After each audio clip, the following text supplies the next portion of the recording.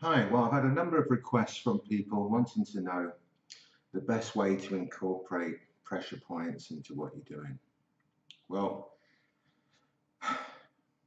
the thing is, you can't just say, right, here's a point, I'm just going to smack it and see what happens. You've got to understand how and why techniques work, which is why we teach what we call players to the game first, and then we teach you where the points are. And then you will find that in your techniques, as you're doing things, these points appear for you. If you're doing a technique well, they're just there. And you almost can't help but be on the point. It's almost like they're there going, hit me, hit me, hit me, here I am. The same with locks and things like that. Once you start applying locks correctly, you'll find that the points are there to help you. They're already there. Now, it may be that in some techniques you're already using points and players, but you don't quite understand what you're using or how you're using it. You just know that it works, and that's fine. If it works, it works.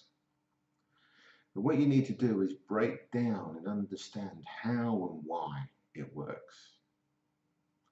If you find that a certain angle on a lock, for example, gives you a good result, but by accident you hit a different angle and it went on so quick you couldn't believe it, don't think of that as a fluke. Go back and analyze it. Why did that work better? What principles did I change, or what principles did I add in to make that technique work better? Now, we're quite lucky in so much as we know quite a number of principles, players. So when we look at a technique, we can break it down and analyze it, build it back up, and make it better. If we're doing something and it's going wrong, we can then analyze what we're doing and put it right. Now, a great way of doing it, a great training tip for this is to simply video yourself. And then you can analyze it. Another great way to do it is to slowly and deliberately teach somebody else how to do it. That's one of the best training tips I can give. Because if you have to explain something to somebody in the most basic, simple terms, then you must have, if you think about it, a very thorough knowledge of that subject to be able to make it simple to understand. Now, it could be that you've got a very basic level of the knowledge, so you have to say it simply, but I think you understand what I mean. If you truly, truly understand something, and you truly, truly can dissect it, analyze it, work it all out, then you should be able to make it quite simple for others to understand. You should be able to explain it in a concise, easy way, rather than verbatim repeating what you've heard other people say, where you might not really understand what they mean, but you know to repeat the words. And we see and hear this all the time. If you truly understand it, you can explain it and you can teach it. And that is one of the best training aids you could ever have. Pardon me, is to explain something to somebody. When it comes to striking, explaining where they should feel the weight, what muscles they should feel they're using, how the weight transfers, how the movement translates into distance and time, where they should feel force, where they shouldn't feel it, where they should feel their hips, their shoulders, their ankles, their knees, where are the relationships between these. When you go and look at most classes, say get in that stance and throw that punch or whatever it may be, it is extremely rare. In fact, I can't think of a time when I've heard people explain exactly what you should be feeling. Yes, we all hear things like, oh, put your weight 60, 40, 70, 30 or whatever and all this sort of stuff. That's a very, very open, general sort of statement. Because you could put your weight 70, 30, but if your foot is in a certain position, then the weight's transferring down on the whole foot rather than maybe at that particular time. It should be transferring onto the ball of the foot or slightly on the inside of the ball of the foot. You should feel different muscles coming into play. You can put weight on one leg and feel no muscles. If your leg is dead straight and you just sort of like hang on the weight on that leg, you're not really feeling anything coming into play. So these general terms of your weight 70-30 that you hear for a lot of traditional things, or 60-40 and things like that, or 50-50, it really means nothing. You've got to explain, yeah, weight's 50-50. You should be feeling the weight on this part of your foot. You should be feeling these muscles coming into place. Even if you don't know the names of the muscles, that doesn't matter. You should be able to point to it on your own leg. So do you feel it just here? Can you feel that the muscle's working?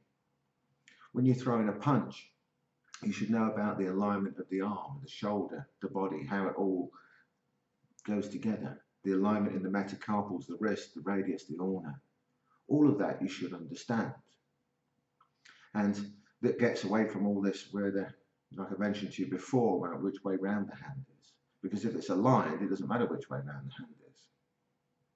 And you should be able to understand and explain to people where they should feel the weight as that strike's going through, where it's transferring from and to, what bit goes first, and the feeling that they should get, what muscles they're using, how it affects their balance or whatever, how to then correct it, come back ready to throw another shot, or how to throw multiple shots yet still posted on that other leg. You know, I see a lot of people doing things like, well, once you've posted your weight onto this leg, you've only got that shot to throw. That's right, if you're doing it that way. But you should be able to post on that leg and be able to throw your shots, both shots. You should be able to post on the other leg and be able to throw both shots. It's how you position your body and how you put your weight distribution and what muscles you can feel coming into place, how your joints are aligned, dictates what shot you can throw. If I throw a shot and I'm massively off balance this way, I can't throw another right hand, I have to throw a left. That's why people say, I'll put the weight onto that side and then you can take away that other shot. He's only going to be able to throw a left. Yeah, if he's doing it that way, you're absolutely right. But if you post on one side and you throw the shot, but you post it correctly, you can throw another one, another one, another one, and this other one. So you can still keep throwing multiple shots, even though you've posted onto that other side.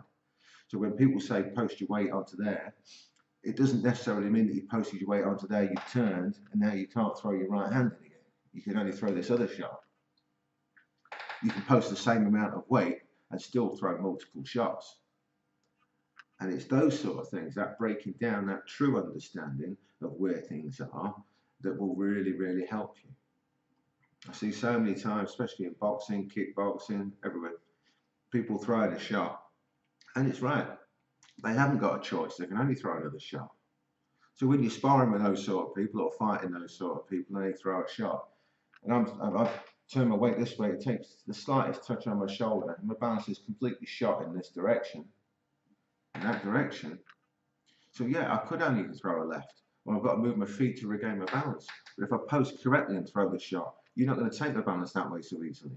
I can throw another one, still come back with these ones. So you've got to understand the technique fully, not just woof, weights on this side, can't throw anything else, woof, weights on this side, can't throw anything else, woof. I always call them dog fighters because everything's woof, woof, woof, woof. And they're easy to spar with, they're easy to fight against, yeah? Because they can only throw a shot that you know is coming. They can only throw a left or they can only throw a right because of the way they've turned and moved their body. The most difficult fighters are the people who hit and they throw it and you don't know what's coming next because they've got their weight distribution correct. In terms of, they understand the musculature and the skeletal system, where that weight is. They're still putting the same, maybe the same amount of weight as the woof woof guy, but they can hit you again and again and again with the same shot. But the woof woof guy can't because he's put the weight over there, but his skeleton, his muscular system, everything's twisted, turned, and out of balance in that direction. So he can only throw that other shot. That's the sort of thing you've got to analyse. That's the sort of thing you've got to look at. Best way is to go out, try it, feel it, do it, video yourself and analyse it. and be super, super critical of yourself. Anyway, yeah, that's enough ranting and going on for now, but there's a lot of information there for you, and I hope it helps. Thanks very much.